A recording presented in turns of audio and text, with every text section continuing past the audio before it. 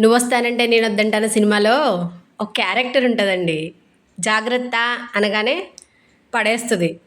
Same అలాంటి బ్యాచే. ఇదిగో మా షణ్ముఖి. దీపావళి పొద్దున్న రోజు ఈ సంగతండి. దీపావళి పొద్దున్నేమో నేనేమో పూజ చేసుకుంటున్నాను.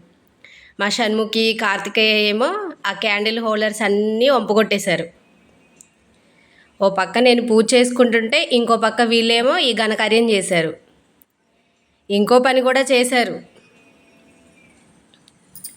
నా పూజ అయిపోయాక సాంబ్రాణి వేద్దామని సాంబ్రాణి వెలిగించానండి. అవి బొగ్గులు మీషోలో తీసుకున్నాను. అవి కూడా మీతో షేర్ చేస్తాను. మీకు యూజ్ఫుల్ అవుతుంది, చూడండి ఒకసారి. వీళ్ళు ఈ క్యాండిల్స్ అన్నీ వంపేశారు.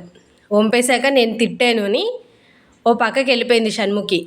నేను సాంబ్రాణి వేస్తుంటే నేనేస్తాను మమ్మీ అని తీసుకుని ఆ సాంబ్రాణి డబ్బాలో ఉన్న సాంబ్రాణి మొత్తం వంపేశారు.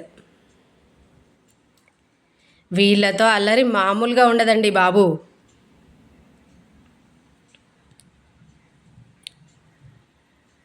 అది ర్యాండమ్గా షూట్ చేశాను నేను. ఏం చేస్తున్నారా అని మొబైల్ పట్టుకుని వెళ్తే అదిగో ఆ ఘనకార్యం చేశారు. ఆ రోజు పొద్దున్నండి. ఆ రోజు సాయంత్రం సాంబ్రాణి వేస్తాను ఇవ్వమ్మా అంటే మూత లూజ్గా పెట్టినట్టుంది డబ్బాకి. సైలెంట్గా తెచ్చిచ్చేసింది. నేనేమో సాంబ్రాణి వేద్దాం కదా అని వంపేసరికి మొత్తం అంతా పడిపోయిందండి.